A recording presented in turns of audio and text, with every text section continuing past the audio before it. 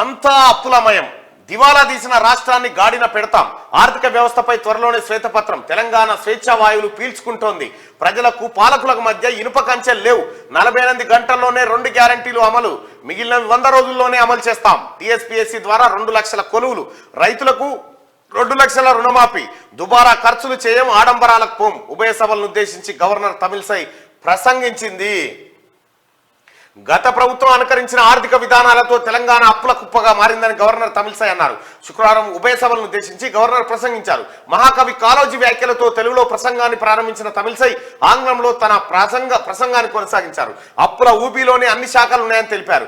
81,516 కోట్ల అప్పుల్లో డిస్కాంలు, ఇక అప్పుల లెక్కలు చెప్పి తెలంగాణ స్వేచ్ఛా వాయువులు పీల్చుకుంది, దొరల పాలన నుంచి విముక్తి అయింది, ప్రజాపాలన వచ్చింది, 6 గ్యారంటీలను 100 రోజుల్లో ఖచ్చితంగా మా ప్రభుత్వం అమలు చేస్తుందని చెప్పి గవర్నర్ గారు చెప్పారు నిన్న.